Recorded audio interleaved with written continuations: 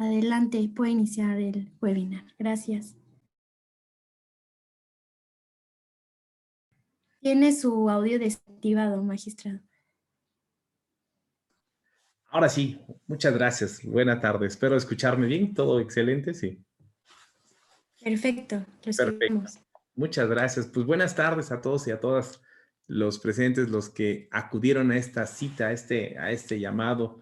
Por supuesto, gracias a la Universidad Jules Semper, a todos y a todos los que trabajan. Iba a decir y a empezar a nombrar todos y cada uno de ustedes, pero no a todos y a todas, a todo el personal que trabaja ahí, especialmente a la maestra Janet Huerta, al doctor Elías Huertas Hijas, quien fungen como director, directora, rector de la Universidad Jules Semper. Agradezco la invitación. Voy a tratar de irlos llevando poco a poco a través de estos temas que considero se han dado en la pandemia, son esenciales para efectos de ir aprendiendo un poco más del juicio de amparo. El juicio de amparo es un poquito complejo para algunos, para los que no han en su vida agarrado por ahí, están estudiando, son universitarios, quizá no están tan metidos al tema de lo que es el juicio de amparo, pero es muy fácil, es muy simple cuando ya lo vamos conociendo, como todo, ¿verdad? Todo lo que nosotros vamos realizando en nuestra vida, lo vamos estudiando, lo vamos aprendiendo, se nos empieza a hacer muy fácil. Y créanme que sigue siendo hasta el día de hoy el juicio de amparo. Ese, bueno, algunos le llamarán juicio, ahorita hablaremos del tema de recurso, pero ese medio de control por excelencia que tiene todo ciudadano, lo hemos estado viendo, sin importar quién, todo ciudadano, todo mexicano, toda mexicana, todo extranjero que esté viviendo en nuestro país y que tiene para defender como medio constitucional por excelencia, para defenderse de los actos arbitrarios de cualquier autoridad, sin importar cuál, y contra esos actos arbitrarios, ¿sí? Ahí está nuestro juicio de amparo. Uno de los grandes conflictos que se nos ha dado dentro de este tema es, ¿sirve para todos? ¿Sirve para todas? ¿Es barato? ¿Es caro? ¿Cómo se maneja el juicio de amparo? Bueno, aquí habría que irle señalando poco a poquito que el juicio de amparo ni es barato ni es caro, es totalmente gratuito para el ciudadano. Todo aquel que promueva el juicio de amparo no le genera ningún costo en lo absoluto.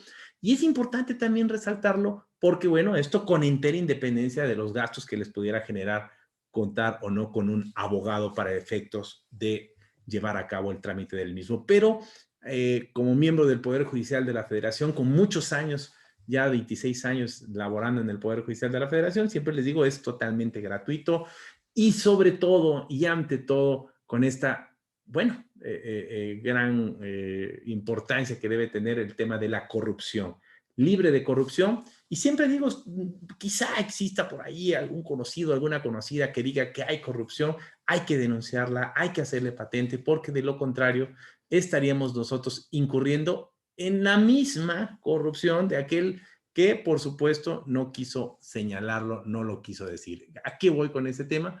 Bueno, la corrupción para hacerla es de uno, no es de dos, contrario a lo que se llega a manifestar. Y así que si tienes por ahí alguna cuestión en contra de, hazla valer.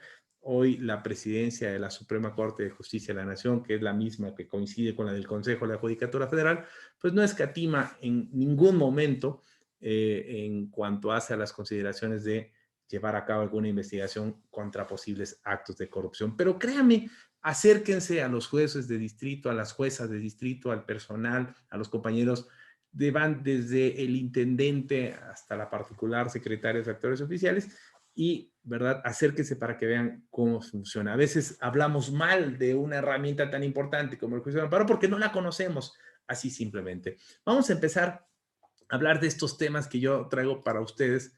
Es poco el tiempo, trataré de ir abarcando en lo más posible cada uno de ellos. Y el primero de ellos que traigo a la mente es, como lo vengo señalando, este juicio de amparo. Cuando hablamos del juicio de amparo, hace poco escuchaba la pregunta, una pregunta que se nos ha estado haciendo constantemente. A ver, me decían, a ver, Fernando, ¿estamos hablando de un juicio o de un recurso? Porque la Corte resulta que manejó el tema de que el juicio de amparo no era un juicio, sino que era un recurso. E incluso dijo que era un recurso de características, dice, efectivo, un recurso sencillo, práctico. pero yo toda la vida desde que estudié la universidad, es más, desde que sigo estudiando la universidad, me dicen que no es un recurso, sino que es un juicio. Inicio con este tema porque, insisto, es cierto, la Corte dijo que estamos hablando estamos hablando de un juicio de amparo que es un recurso, pero vamos a ir viendo cada una de las connotaciones para llevarlos de la mano con otros temas que tenemos para ustedes. ¿Cómo iniciamos con esto? Bueno, ¿qué es el juicio de amparo? Se dice que es el medio de control constitucional. Vamos a llamarle, es el medio que tú tienes, es ese instrumento que tú tienes para poder, ya lo señalaba yo hace rato, hacer valer ante una autoridad como es la de un juez de amparo, hacer valer cualquier acto de autoridad que sea contrario a tus derechos humanos. Todo acto aquel que tú sientas que se está afectando los derechos humanos, tú tienes que hacerlo valer. Y esto a través de un juicio, que no es una instancia más, pero que sí es un juicio que vela por ti. Ya sea que tienes un procedimiento, ya sea que tienes por ahí alguna duda, ya que hayan dictado un acto de autoridad que tú consideres que vulnere, por muy sencillo que pudieran ustedes pensar, a veces que nos comentan, no tiene caso, háganlo valer a través de este medio de control, que no es un medio que controla la Constitución, es un medio que controla los actos contrarios a la Constitución y que en términos técnicos diríamos es un derecho subjetivo público que tú tienes para hacerlo valer. Es un derecho que tienes y es un juicio que es de México para el mundo. Otro de los temas también que ha sido muy controvertido, porque hay quien dice que no los inventamos, que nosotros nos fusilamos, ¿verdad?, de legislaciones americanas, algunas dicen inglesas, han citado españolas. Lo cierto es que no, el juicio de amparo nace desde 1840, cuando Manuel Crescencio y Rejón, con esta idea ya en su artículo 10 del proyecto de un juicio que buscara nivelar a los poderes, tanto judicial como ejecutivo y legislativo, nivelarlos, estar por igual y que ninguno de estos tres poderes, ¿verdad?, pudiera en ningún momento violar derechos humanos, llamados en su momento derechos fundamentales, llamados en su momento garantías individuales, pero ninguno, ¿verdad?, podía atentar contra cualquier gobernado. Eso es importante porque el artículo 10 de ese proyecto que estaba haciéndose en la península de Yucatán, pues lo que buscaba era precisamente frenar, parar. 1840, no estoy hablando del 2020-21, 1840, parar, frenar cualquier acto de autoridad que ya eran contrarios a la Constitución y, bueno, enaltecer a un poder judicial de la Federación para que pudiera tener este control de esos actos, ¿verdad? Cuidando, por supuesto, velando siempre los derechos de los gobernados. ¿Cómo surge la idea de hablar de qué es un recurso? Bueno, hay una convención americana, ven ustedes aquí en su pantalla, en artículo 25 de la Convención Americana sobre Derechos Humanos, en donde se nos exige como Estado, a todos los estados que la conforman, que exista siempre en nuestras legislaciones un recurso, dice, sencillo, rápido, o a cualquier otro recurso efectivo que exista ante los jueces o ante los tribunales competentes, que los ampare contra los actos que violen sus derechos fundamentales. Si estamos tomando la nota así tal cual, el artículo tal cual, nos habla de un recurso sencillo, pero no un recurso como podemos nosotros conocer aquellos medios que sirven para impugnar autos, resoluciones, aquellos medios que tenemos, ¿verdad?, que nos sirven para ir en contra de una resolución que nos está afectando, sino más bien un recurso como un instrumento que tú tienes, como un mecanismo que tú tienes, como ese derecho subjetivo que tú tienes para hacerlo valer frente a actos, insisto, de autoridades. Voy a estarlo insistiendo constantemente porque siempre me dicen, es que el juicio de amparo no sirve, el juicio de amparo, hay quien me ha dicho, es un tiburón sin dientes. No es un tiburón sin dientes, por el contrario, el juicio de amparo ejerce hasta el día de hoy un valor que deberíamos de evaluarlo, ¿verdad? ¿En qué sentido? Esto es ponderar la importancia del juicio de amparo que tú tienes como ciudadano para hacerte ver ante la autoridad que te va a velar en todo momento esos derechos que están no solo en la Constitución, sino también en tratados internacionales.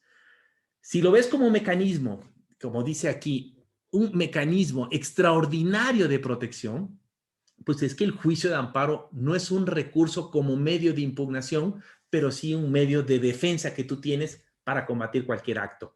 ¿Esto cómo se puede traducir? Bueno, ¿es un juicio? Sí es un juicio.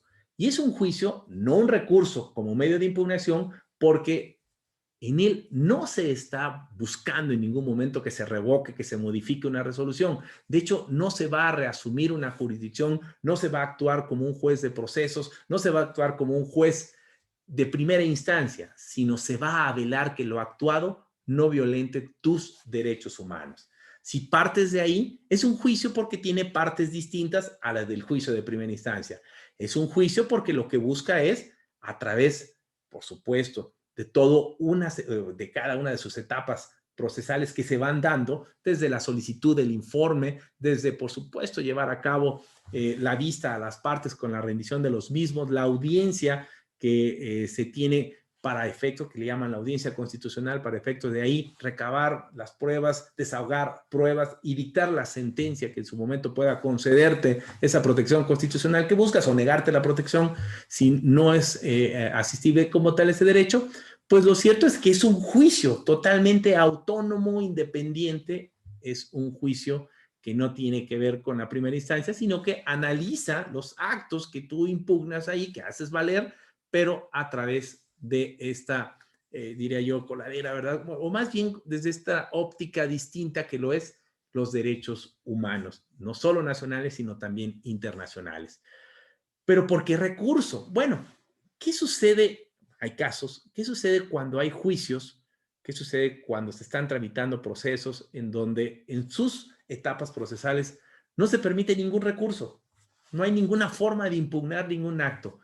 Siempre he tratado de hacerles ver esto a algunos, a los que han sido mis alumnos o alumnas, y has dicho, bueno, el claro ejemplo de un juicio que se lleva a cabo que es meramente administrativo, pero con toque penal, que es la extradición. Para no meternos en este tema de la extradición como tal, que la extradición no es más que un juicio a través del cual se busca, se llama extradición porque se sale de lo extraordinario, porque lo que se busca, se sale de lo ordinario, porque lo que se busca es extraer al sujeto, llevarlo a otro país donde cometió el delito y ser juzgado allá, siempre y cuando cumpla con ciertos requisitos que se establecen en la propia Constitución y en los tratados internacionales sobre extradición. Pues lo cierto es que no contempla ningún recurso. No existe la revocación, no existe la apelación, no existe, bueno, una inconformidad que pudieras hacer valer en ese procedimiento de extradición que existe y que, insisto, es meramente administrativo. Bueno, se dice que es formalmente administrativo, materialmente penal, se lleva ante un juzgado hoy del sistema penal acusatorio. Y si tú no tienes un recurso, si no hay un recurso como tal en un juicio, pues podrías incurrir en lo que establece el artículo 25, que es la obligación, podrías incurrir en un incumplimiento como Estado.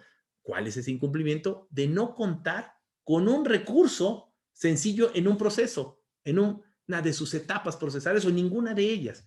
Y si no tienes un proceso, si no tienes, perdón, un recurso en un proceso, si no tienes la forma de impugnar, si no tienes un medio de impugnación, entra, por supuesto, como lo había señalado la Suprema Corte de Justicia de la Nación, entra el tema del juicio de amparo, como se señala aquí en este criterio, y les pongo el registro digital, si no lo alcanzan a ver, se los doy, es el 200-8436 y 2010-984, repito, 200-8436 y 2010-984, en donde la Corte dice, espérame, el juicio de amparo sí es un recurso, pero es un recurso judicial efectivo, cumple con las características de eficacia, de idoneidad, a la luz de lo que establece el artículo 25 de la Convención Americana sobre los Derechos Humanos.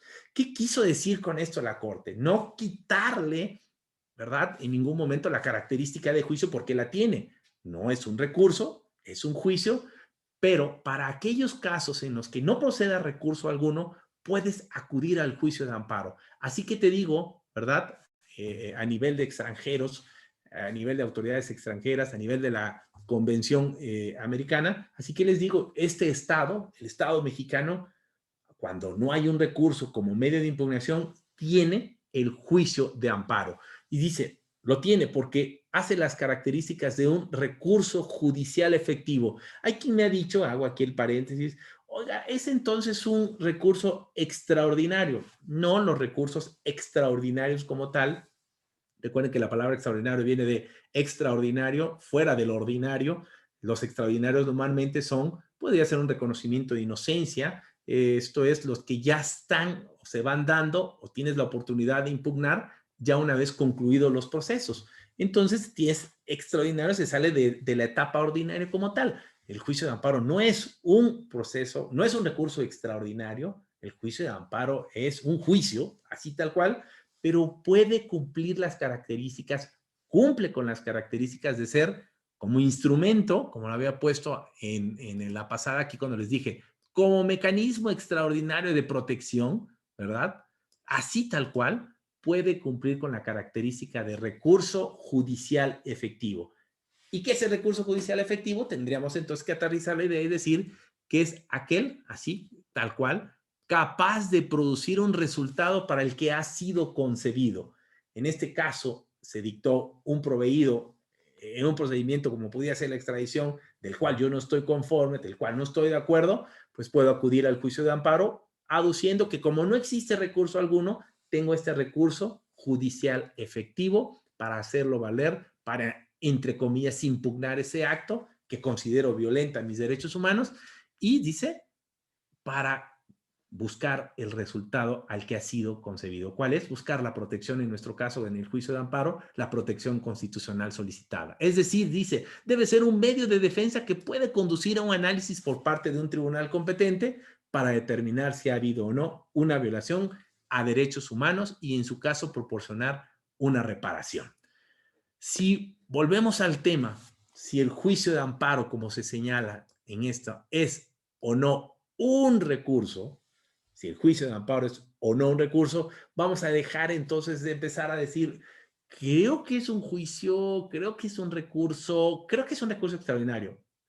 Vamos a dejar eso y vamos a aprender a señalar que es un juicio, es el juicio de amparo, así se denomina como tal, y que la Corte nos hizo ver, al menos de manera internacional, que teníamos en México, en aquellos casos en los que no procede recurso alguno, un mecanismo extraordinario de protección, ¿verdad?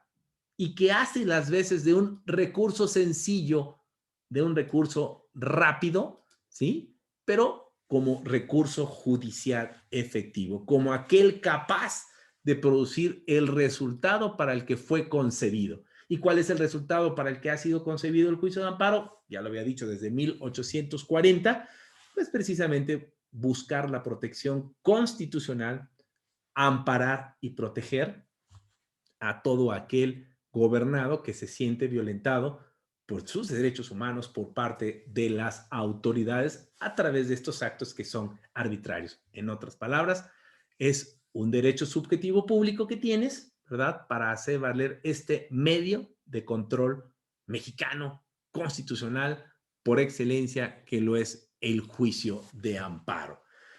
Pero venía otra de las siguientes preguntas que me hacían y otros cuestionamientos, ¿verdad? Al respecto.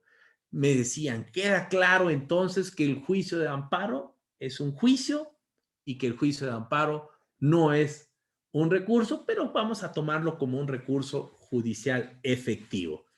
Pero tengo una duda. ¿Por qué impone tantas reglas? ¿Por qué impone tantas causales de improcedencia? 23, a saber, ¿por qué se exige tanto? Sino que es tan sencillo, no que es tan efectivo, no que es tan práctico. Incluso a través de esta reforma que se fueron dando en el 2013 de esta ley de amparo, de la llamada nueva ley de amparo, que ya le quitaron la característica de nuevo, y es la ley de amparo de 2013. Esta ley de amparo, decían, aumentó causales de improcedencia. Si teníamos 18 y le pones 23, pues entonces lo que buscas es hacer más hermético el juicio de amparo, hacerlo más técnico. Bueno, no es que se busque como tal hacerlo más técnico, más hermético, el juicio de amparo siempre ha sido técnico, y no es que se busque también la idea de imposibilitar tu entrada. Lo cierto es que como todo proceso, como todo juego, como toda partida que tú vayas a hacer, va a haber reglas, hasta en el fútbol, que ya estamos casi en las finales, ¿verdad? Ya el próximo, me parece que es jueves o domingo, veremos si se da el Cruz Azul, si se vuelve o no campeón, pero lo cierto es, para no meternos en términos de fútbol, hasta ahí hay reglas, y estas reglas se tienen que cumplir de tal suerte que a través del VAR, si por ahí se les va algo, se puede hacer otra vez valer el cumplimiento de la regla, incluso echar abajo cualquier acto que se haya llevado a cabo, que puede ser desde una tarjeta roja, me parece, un penalti o un fuera de lugar. Lo digo de otra manera, en términos jurídicos, igual en materia de amparo, te pueden detectar una causal improcedencia el juzgador de amparo y no te preocupes, tienes el VAR, tienes el recurso de revisión ante el órgano colegiado, quien será el encargado de revisar con toda la calma que tiene, y no me refiero a la calma de lento, sino como en el VAR, siguiendo el ejemplo en esta metáfora futbolera o futbolística, revisar con calma y ver si efectivamente se dio esta causal improcedencia o no. Si no es, regresar las cosas, ¿verdad? Y por supuesto que se admita, si es posible, el juicio de amparo, que se tramite, que se resuelva por parte de este órgano colegiado. Pero entonces decía, ¿qué pasa? ¿Por qué pones tantos requisitos? ¿Por qué nos estás ahí bloqueando el juicio de amparo? La Corte también analizó este tema porque dice, bueno, es un juicio con formalidades procesales, es un juicio en el que se deben respetar y seguir, condicionando a sus propias reglas su procedencia o su improcedencia. Y decía, el juicio de amparo es la materialización del derecho humano a un recurso judicial efectivo. Eso sí, y el hecho de que el orden jurídico interno prevea requisitos formales, procesales, que son necesarios para que las autoridades judiciales analicen el fondo de los argumentos propuestos por las partes, no constituye ello en sí mismo una violación a dicho derecho humano. Registro 2002 286, 2002 286. Estos registros son los que ustedes pueden encontrar en el Semanario Judicial de la Federación para efecto de poder tener una visión más clara de lo que estamos aquí platicando. ¿Cuáles son estos requisitos?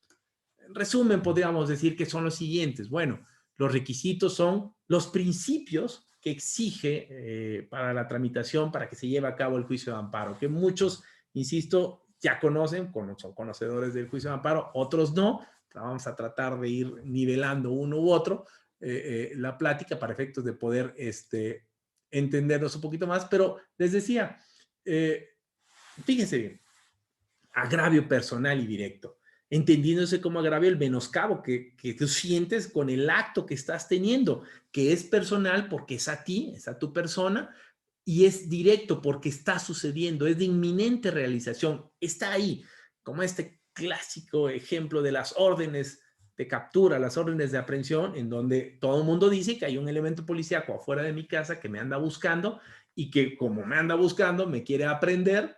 Y bueno, esto es inminente, es a mí y por supuesto es un menoscabo hacia mi persona, hacia mi familia, quizá a mi patrimonio. Y esto hace procedente el juicio de amparo. Contrario, ¿verdad? Y estos son los temas que tienen que ver con el interés jurídico, el interés legítimo o el interés simple, que es un interés que puede estar ahí simplemente, pero que en esos temas que ya, insisto, algunos lo conocerán, el interés jurídico, porque soy el propietario, soy el que tiene el derecho, soy el titular del derecho y por lo tanto lo puedo hacer valer, o un interés legítimo en donde quizá no sea el titular, pero también me veo afectado por el acto de autoridad que como tal existe. Hay otra regla, el principio de definitividad, en donde te obligan, ¿verdad? Si el proceso o el juicio tiene recursos, a agotar previamente los recursos que existan en esa primera o segunda instancia para poder acudir al juicio de amparo, porque el juicio de amparo no es una instancia más, es un juicio, es un recurso judicial efectivo, es un juicio y por lo tanto tiene que esperarse hasta el último momento para agotarlo, siempre y cuando no se esté en las excepciones que siempre estaremos pendientes del artículo 22 constitucional, alguna violación, ¿verdad?, muy grave a nuestros derechos humanos, que tengan que ver con privación de la vida, de la libertad, deportación, destierro, extradición. Esta relatividad de la sentencia como otro de los requisitos que se te exigen es que, bueno, solo podrá en su momento afectar, beneficiar a las personas que acudieron al juicio de amparo. ¿Cuánto quisiera uno tener un juicio de amparo que fuera en beneficio aún de los que no han acudido al juicio de amparo? Los hay algunos casos de excepción, que algunos sabemos, ¿verdad? Pero lo cierto es que es solo para todo aquel, se va a ocupar de todo aquel que acuda al juicio de amparo y lo va a beneficiar. Hay una vieja historia por ahí que se cuenta en materia de impuestos, que no podía ser así desde 1840, me parece que fue una situación que se dio en 1844 o 47, en donde se dijo que se quería suspender a través de uno de los impuestos famosos que se había hecho valer en esa época, en 1844, 47, que tenía que ver con abrir ventanas. Entre más ventanas tuvieras, entre más apertura al aire y al sol tuvieras, mayor impuesto tú podías o tenías que pagar. Gana uno de ellos, ¿verdad? Aduciendo una cuestión de sus ventanas que no eran tan grandes, que no fuera el impuesto tan grande, y muchos se quisieron decir, bueno, como él ya ganó, pues yo también voy a hacer las ventanas así, y valores entendidos a mí me va a beneficiar, y de ahí se empezaron a hacer estas cuestiones de no permitir que beneficiara como tal a todos. ¿Por qué? Porque se dejaba de pagar el impuesto. Insisto, puede ser un mito, puede ser una realidad. Pascual Virgilio dice, para efectos internacionales es un recurso, es el recurso efectivo. Así es, Pascual, te mando saludos. Para efectos internos o nacionales es un juicio como tal. Es un juicio y es un recurso efectivo. Otro como tal es el estricto derecho. ¿Cómo han criticado este principio del estricto derecho? Porque entre las críticas que se dan es esta suplencia de la queja como excepción a este principio de estricto derecho. Para los que, insisto, no conocen mucho del juicio de amparo, en este estricto derecho se obliga a que tú tienes, se obliga al quejoso a que tienes que decir, precisar con claridad cuál es el acto reclamado, cuáles son los conceptos de violación que tú quieres hacer valer, qué es lo que te está afectando. Pero hay casos, hay excepciones en donde se dice, bueno, si es un menor de edad, si es un imputado, incluso la víctima hoy en día que se le nivela, podrán tener la suplencia de esta queja. Esta que es, pues, o cómo funciona, que no te voy a exigir que hagas silogismos jurídicos. Esto es que me pongas la premisa mayor, la premisa menor, la conclusión para entender cómo es el juicio de, perdón, que no me hagas silogismos jurídicos para que yo te entienda cuál es el acto reclamado, qué es lo que tú quieres hacer valer. No, basta con que me digas, ¿verdad? Esto es a través de la suplencia. Incluso fue más allá y se dijo que aún sin conceptos de violación, aún sin agravios, te íbamos a suplir o se iba a suplir la suplencia de la queja. Se creó por ahí una jurisprudencia de la Corte que habla de la causa de pedir, en donde se dijo, bueno, mira, vamos a dar oportunidad a alguna de las partes que no tienen suplencia en la queja, que son en estricto, y que si bien es cierto, no te hicieron unos argumentos preciosos, dignos de cualquier silogismo, de cualquier libro, pero te están diciendo la violación y le llamaron la causa de pedir. En esta causa de pedir, en donde te permiten, ¿verdad? Que yo pongo a todo aquel, a mis alumnos les pongo ejemplos como, haz de cuenta que tú me dices, ¿verdad? Como quejoso, oye, fíjate que están violando derechos humanos en esta habitación. Y digo, ajá, ¿y qué hago? ¿Qué quieres que haga? Y entonces me da la llave, ¿no? Y me dice, quiero que entres y veas cómo esa violación de derechos humanos está patente desde el momento que abres la puerta, porque fíjate que no hay luz, no hay agua adentro, porque la autoridad está realizando estos actos, me la cortó, porque además hay violencia, en fin, cualquier tipo de situación. Esto es, te da la llavecita para que tú puedas abrir la puerta, asomarte al acto reclamado, verlo y decir, caray, sí estamos frente a una violación de derechos humanos, creo que estoy entendiendo, hay una causa de pedir, no hay un silogismo jurídico como tal, no hay una premisa mayor. ¿Qué es la premisa mayor? No me dice el fundamento. ¿Qué es la premisa menor? No me explica por qué es aplicable ese derecho, tampoco me dice qué quiere, pero lo estoy entendiendo. Habrá asuntos en los que a través de la causa pedir, si no tiene suplencia en la queja, pues lo puedas hacer valer y el juzgador te lo haga valer. Es importante, por estas críticas que se hacen, pues recomendarle a los alumnos y a las alumnas que aprendan a hacer conceptos de violación, que aprendan a hacer agravios, porque pues en la gran mayoría de los casos, al menos en los asuntos en los que hay suplencia de la queja, se ha visto enormemente cómo le ponen. Y por favor, súpleme la deficiencia de la queja en todo lo que a mí yo haya omitido como tal. Entonces, valores entendidos, trata de dar un poquito más de ti, Es una de las críticas que siempre hago y que agradezco a YouSemper, a la Universidad YouSemper, porque siempre está pendiente de ello, que es enseñarle a los alumnos a argumentar, y a través de la argumentación, pues uno puede aprender, por supuesto, a crear, a dar forma a nuestros escritos y poder con esto hacer valer nuestros derechos, sea el mío o sea, por supuesto, el de la persona a la que yo voy a defender, a la que represento, porque no se me hace, bueno, no he litigado, no opinaré mucho al respecto, pero no se me hace muy sano estar, algunos así dicen, vengo a solicitar la protección constitucional contra el acto reclamado X y solicito la suplencia de la queja porque me encuadro en ella. Y esos son todos los argumentos como tal. El juzgador lo tiene que hacer, pero es bien bonito, de verdad, créame, te lo digo como servidor, cuando uno ve unos agravios, unos conceptos que no tienen que ser de 1000 hojas, hay unos de 1 hoja, de 2 hojas, de 3, no más, en donde vienen claramente especificados el acto y la violación y el concepto de violación que quiero hacer valer. Con eso es suficiente. Estas reglas como tal, dijo la Corte, señaló la Corte, estas reglas como tal, estas y más, y todas las causales de improcedencia existentes en el artículo 61 o las causas de sobreseimiento del 63, estas dice son requisitos formales o presupuestos necesarios que debe seguirse en un proceso, en un procedimiento. Y esto no implica estas exigencias como tal, no trae consigo, dice aquí claramente, una violación a un derecho humano. Importantísimo porque muchos de los agravios, muchos de los conceptos es que no me permiten acudir al juicio de amparo con tantas causales de improcedencia y por supuesto la respuesta siempre será tu argumento pues es infundado porque se te permitió, estás aquí y además existe criterio de la Corte, es hasta inoperante porque la Corte ya dijo que esto no te violenta derecho humano alguno.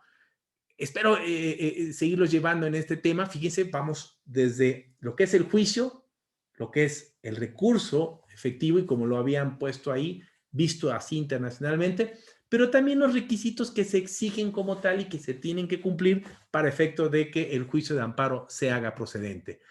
Y puse aquí abajito, firma electrónica, porque dentro de estos requisitos está la firma. Y a mí me llamó mucho la atención el tema de la pandemia, porque en el tema de la pandemia se cerraron los órganos jurisdiccionales, empezamos a trabajar a través de guardias, seguimos todavía trabajando, a mí me toca un horario de 1 de la tarde, 1:15 de la tarde, a 7:15, con personal reducido, estamos haciendo el mejor de los esfuerzos, el Consejo de la Judicatura Federal ha dictado los acuerdos pertinentes al respecto y estamos trabajando porque sí, la justicia no se puede detener en ningún momento. Pero me llamó mucho este tema que es la falta de firma electrónica en una demanda.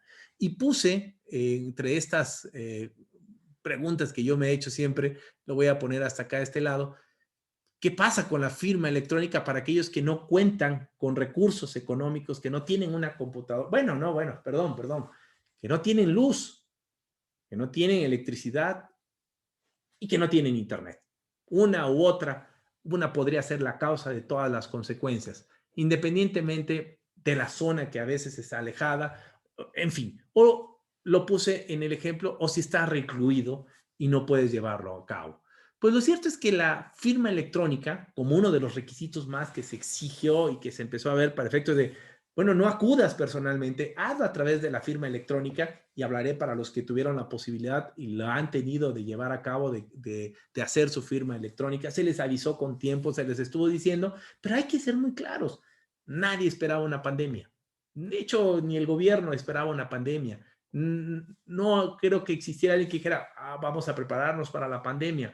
Aún así nos agarró de golpe y empezamos a ver familiares, conocidos fallecer, enfermarse. Habrá quien no crea en el tema, no me meteré en el tema del COVID-19, pero bueno, lo dejaré ahí. Y se empezó a buscar una apertura. El Consejo de la Judicatura, como dice aquí, junto con la Corte, hizo acuerdos generales a través de los cuales fincaron las bases normativas para implementar, utilizar una firma electrónica.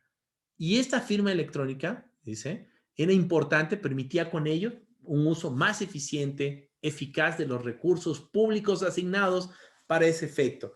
Y buscó en todo momento generar certeza a las partes para que pudieran acudir a través, entre comillas, cómodamente, desde casa, oficina o cualquier lugar donde pudiera tener acceso al internet, a la computadora, a la electricidad, poder tener acceso y poder hacer valer su firma electrónica.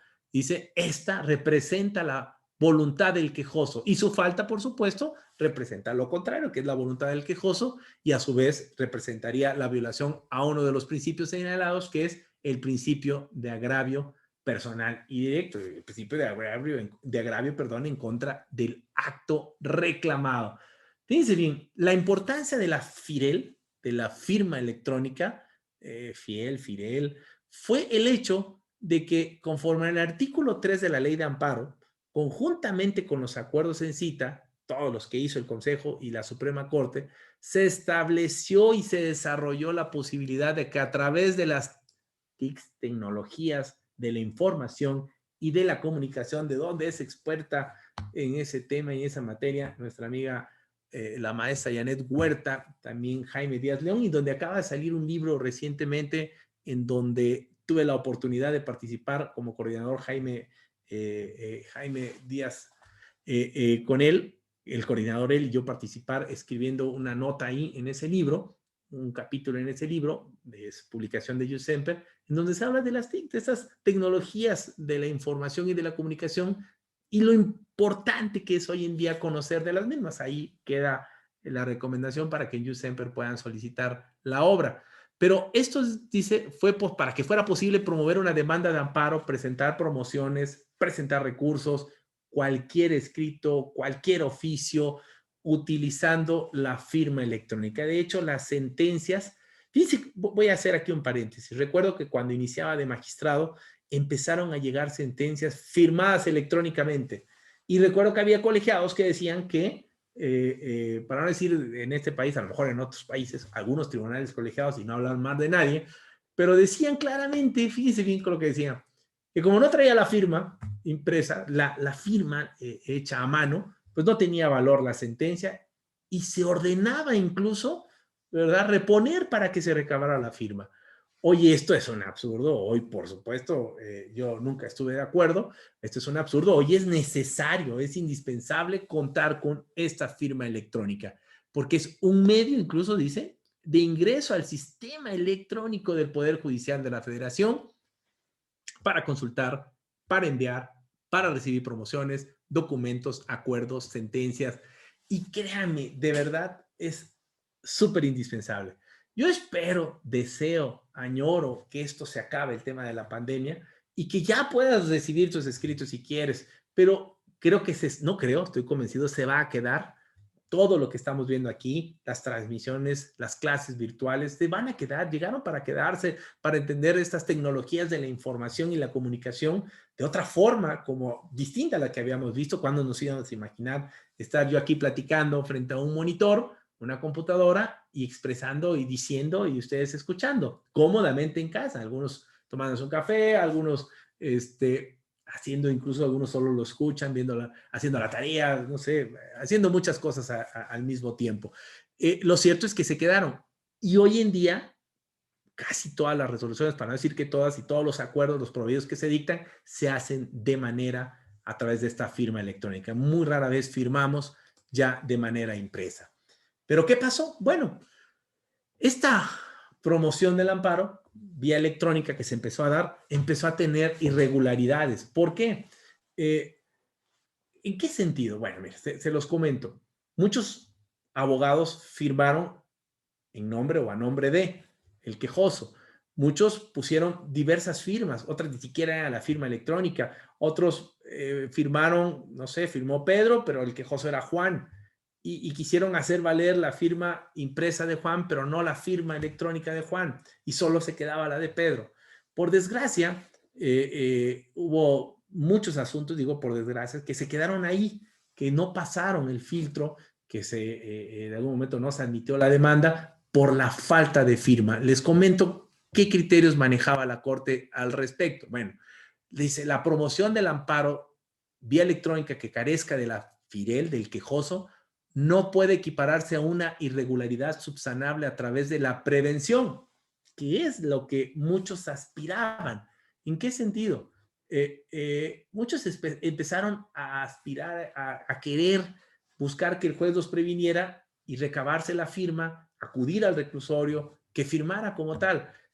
No era permitido, no estaba permitido por criterio de la Corte, dice, sino como se trata del incumplimiento de uno de los principios rectores del juicio de amparo que no amerita prevención alguna, al no contener el escrito, la firma electrónica del titular de la acción de amparo, pues no se aprecia la voluntad del quejoso, ¿verdad? De la que aparece como promovente, y por lo tanto, si no hay instancia de parte agraviada, es otro de los requisitos exigidos. Al no haber instancia de parte agraviada, pues no procede el juicio de amparo. ¿Dónde lo encontramos este? Es un criterio, es el registro 28811 y dice demanda de amparo indirecto presentada a través del portal de servicios en línea del Poder Judicial, procede desecharla de plano cuando carece de la firma electrónica del quejoso. Aquí dejo la pregunta. ¿Qué hacemos caso? Está interno, no tenía las posibilidades, acudió como pudo, su firma no coincide electrónicamente. ¿Puedo ir en contra de la jurisprudencia? ¿Puedo admitirlo y ver qué sucede en el paso? ¿O tengo que apegarme a lo que dice el criterio de la Suprema Corte de Justicia al respecto y resolver tal cual? Este fue uno de los grandes dilemas. Hubo juzgadores que permitieron la entrada, posteriormente señalaron que faltaba esta firma y como tal, pues no era posible prevenir, pero esto lo hicieron. Esto es, lo diré en forma sencilla. Admitieron la demanda, consideraron que no era manifiesto ni indudable la causal de improcedencia y le dieron trámite normal al juicio de amparo. Posteriormente tuvieron que resolver sobreseyendo el mismo. Lo cierto es que busqué en la ejecutoria y buscando en la ejecutoria como tal, es muy clara la ejecutoria, señala, debe desecharse de plano la demanda de amparo indirecto presentada vía electrónica cuando carezca de la firma, porque la falta de quien promueve, no puede equipararse a una irregularidad subsanable a través de la prevención. Por supuesto, uno de los grandes alegatos que se nos ha hecho es que esos requisitos violentan derechos humanos. La respuesta que se da cuando nos hacen ver estas cuestiones es que es tantos requisitos como la FIREL no puede violentar un derecho humano porque la Corte, y se los pongo aquí en la gráfica, ha señalado que estos requisitos no vulneran derecho humano alguno, sino que por el contrario constituyen, ¿verdad?, parte de las formalidades procesales que se deben respetar, que se deben seguir en todo juicio, en todo proceso, y que por lo tanto, si nos condicionan a ciertas reglas, pues hay que cumplirlas como tal. Esto de verdad causó gran polémica y la pregunta fue, ¿y qué sucede entonces si firma? Bueno, ¿y qué sucede? Pues aquí, si está recluido y no cuenta con los medios, pues muchos se quedaron con su juicio de amparo improcedente. Por supuesto, en la gran mayoría de los actos, cuando hubo la excepción de tratarse de un acto que importaba peligro de la vida, de libertad, deportación, destierro, pues valores entendidos se le dio entrada a la demanda, incluso a los recursos. Hubo quien empezó a aducir, aún sin ser el acto reclamado como tal, estas violaciones. Bueno, válido o no, lo hicieron, válido o no, se admitieron, válido o no, se tramitaron. Hubo otros que estuvieron aduciendo que estaban muriendo por COVID, o el COVID, como le quieran pronunciar, y que al estar muriendo por COVID, pues era urgente, era necesario que atendieran y que pues no podía ni siquiera afirmar. Muchos argumentos se dieron en busca de lo que habrá que señalarlo como tal, pues era intentar tener acceso al juicio de amparo. Se les permitió en la gran mayoría de los casos, porque finalmente el juicio de amparo tiene que ser, regreso al tema número 1, un recurso judicial efectivo, un juicio que sea un medio de control constitucional y que siga siendo por excelencia y que por lo tanto no vulnere el mismo, por supuesto que no, pero no se le vaya a ocurrir vulnerar derechos humanos. En este tema de la firma, para seguir llevando de la mano y ya ir terminando la plática, solo tenemos una hora para ello, pero me encantan estos temas. Nos sucedió un caso bien interesante que quiero traerlos para ustedes. Mucha firma o no mucha firma, superado el tema de la firma, puse aquí, ¿y qué sucedió en aquel caso en donde se firmó, pero la firma era falsa? No sé si les ha pasado en otros países. En México creo que no sucede esto, no es un común en México, pero déjenme ampliar un poquito para que lo logren ver, en México se dice, bueno, no, en otros países, en México no, que a veces la demanda de amparo no es firmada por el abogado, digo, perdón, la demanda de amparo no es firmada por el quejoso, sino que otra persona la firma en su nombre, pero la firma con su nombre. Esto es, en lugar de que yo la firme, pues alguien pone mi firma y la hace valer. Y esto, pues bueno, ha sido muy común. Recuerdo algún caso en donde estando en el juzgado como juez de amparo, no traía firma y el que acudió a presentar dijo, la dejé en el coche, dejé la firma original en el coche. Bajó, yo creo que éramos 11 pisos, yo creo que habrá bajado un piso, en menos de 5 minutos regresó y dijo, ya está firmada, aquí la traía, ¿no? Entonces todos nos quedamos así pensando, ¿y será o no su firma? Nosotros actuamos de buena fe, pensamos que es su firma, pero bueno, ahí ustedes opinarán si esto es o no una costumbre que se da luego en el mundo de los abogados. Pero uno de ellos no se dejó, uno de ellos no se dejó y advirtió como que la firma no coincidía. Les cuento el asunto rápidamente, se trató de hacer aquí alguna gráfica. Por razón de turno correspondió a un juez de distrito, cualquiera, vamos a pensar en el juez 20º, no existe un 20º de amparo en materia penal, no llegamos hasta allá, pero bueno, el juez 50º penal le llega este juicio de amparo, lo registra bajo el expediente tal, ¿sí? Lo tiene ahí, previene al promovente, fíjense, previene aún así para que dentro del plazo precise con claridad cuál es el acto que reclamaba. Y entre esas cosas señala, ¿verdad? Que no es tan bien elaborado, que es oscura, que es imprecisa. Se agregó el escrito del promovente en donde pretende desahogar la prevención acumulada, sin embargo se advierte que entre su firma y el desahogo que hace, su firma de la demanda y el desahogo que hace, pues hay como que cierta diferencia por ahí, como que no coincide la firma. Se le vuelve a requerir para que se presente, para que comparezca, a efecto de que ratifique su escrito. El juzgador decía, pues no se parece. Con fecha diversa se le tiene por no presentado porque, pues bueno, no acudió a firmarlo. Yo en un asunto, creo que fue en ese asunto, me parece que andaba en el extranjero, pero él aducía que había dejado firmados los documentos en blanco. No sé cómo habrá dejado los documentos firmados o no. Lo cierto es que acude a la queja con nosotros y en la queja hace aducir, oye, revoca esa prevención formulada, es incorrecta, admiten a trámite la demanda y por ahí señala, y además es mi firma. Nosotros en la queja advertimos que pues fuera muy exigente algunos requisitos que se habían dado y que se parecía a la firma. Qué importante hacer esta mención, porque hasta la fecha tengo más cuidado cuando estoy revisando las firmas, por favor, y estoy viendo y digo, oiga, no, a ver, permíteme, ¿sí se parece la firma o no se parece la firma? Y les voy a poner aquí más o menos cómo estaban las firmas. Espero que no haya algún conocido que tenga esa firma, pero si la ven aquí, ojalá me pongan en el chat que sí la están viendo, la vamos a hacer más grande, pues se parecía o no se parecía a la firma. Yo pienso que se parece y como pienso que se parece, digo, pues ya, admítele la demanda, que se inicie la demanda y entonces valores entendidos, pues bueno, no pasa en lo absoluto. Muchas gracias, Esther, María, Yolanda, un saludo, doctora Yolanda, Mario Cruz, gracias. Me da gusto, ojalá estén todos pendientes de la charla, de la plática. Y entonces declaramos nosotros que se admitiera, se admitió, se dio como tal la admisión del trámite de amparo, del juicio de amparo, y por ahí la autoridad ministerial, no obstante que el sujeto acude a ratificar la firma, va y dice, esa es mi firma, y la ratifico, y ahí estoy presente frente al juez de amparo, se sigue, dice el Ministerio Público, oye, yo no estoy de acuerdo. Yo sigo insistiendo que incluso ni la primera, ni la segunda, ni la tercera se parecen entre sí. O sea, ni la que él vino a decir que era suya y firma se parece a la que dice que es suya, ni a la de la demanda. Y entonces en valores entendidos, fíjense bien, en valores entendidos, pues ya teníamos 3, 4 firmas, incluyendo la que él decía que era suya, que no coincidía con la que dijo que era.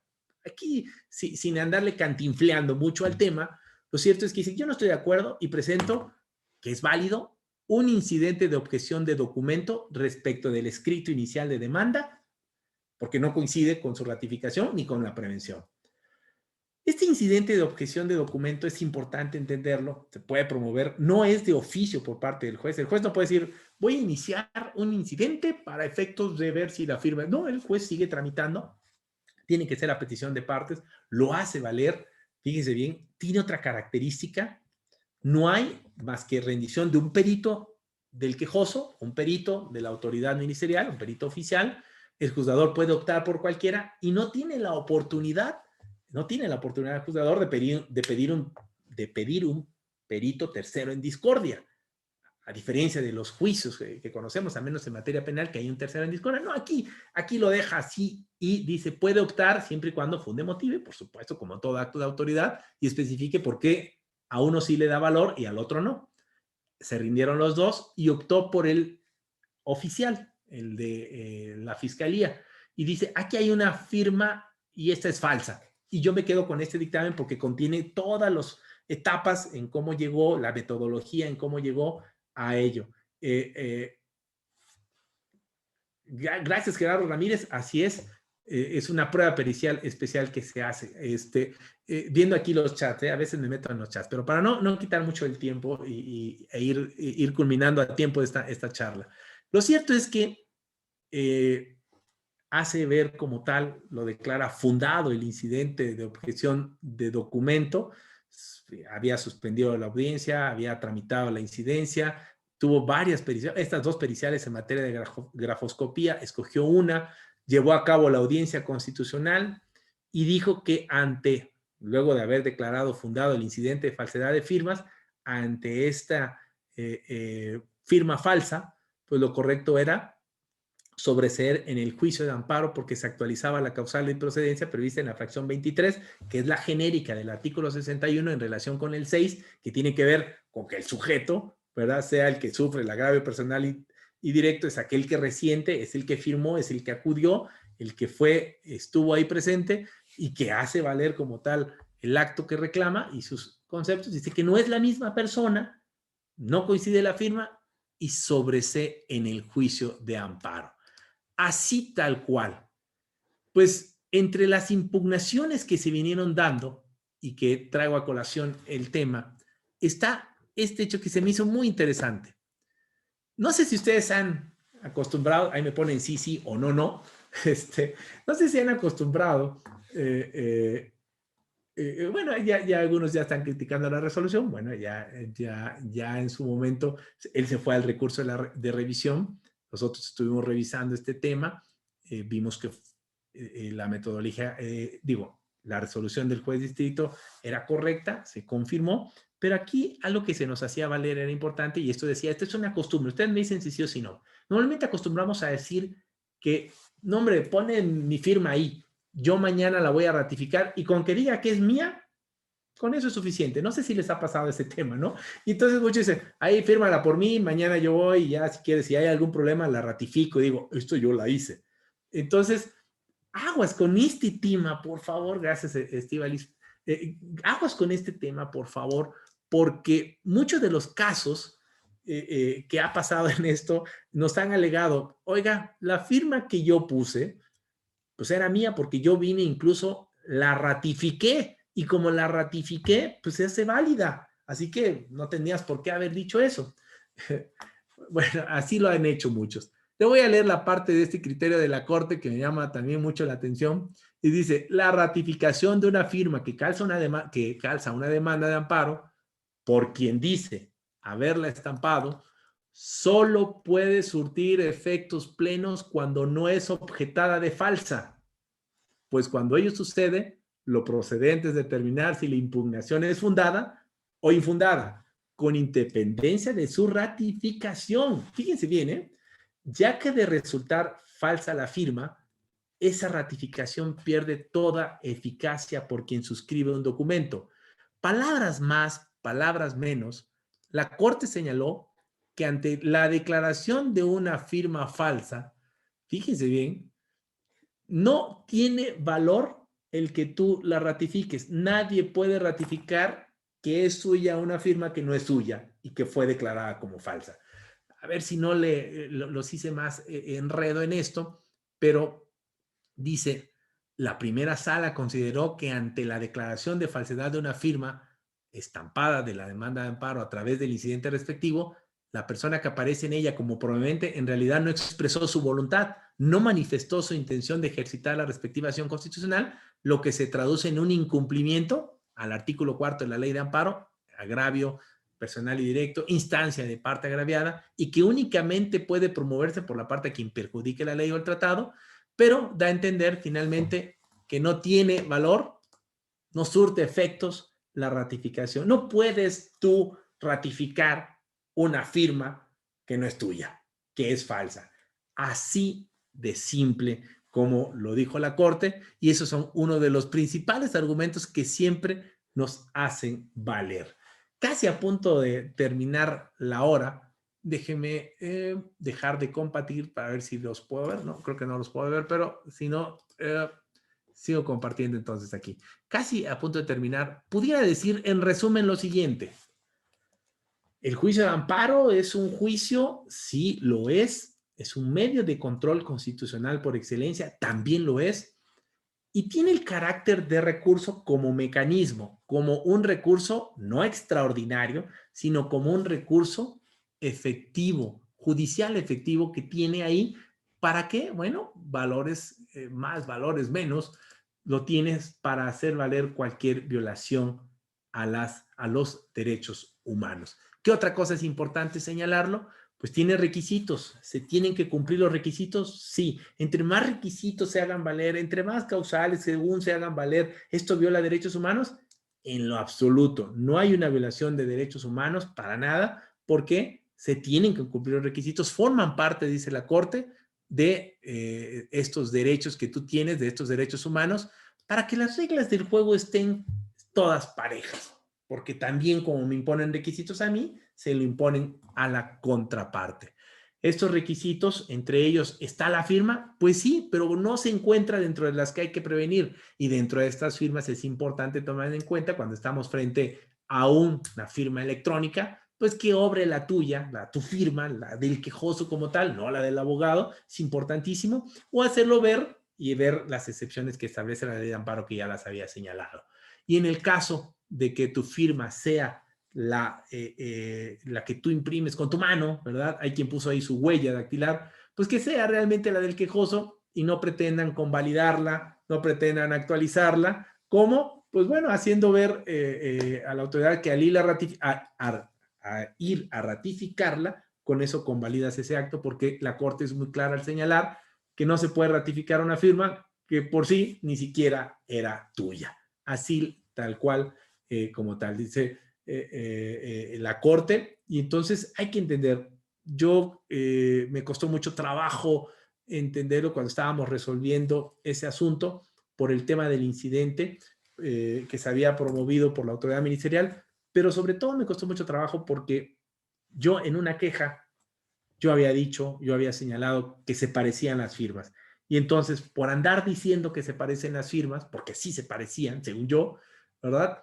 Eso implicaba como tal que yo ya estaba afirmando que la firma era verdadera. Entendí que no, leyendo criterios de la Corte al momento de resolver y después de ver los dictámenes periciales, que uno de ellos se me hizo el más claro todo en la metodología. Para no meternos en ese asunto, finalmente ya está resuelto.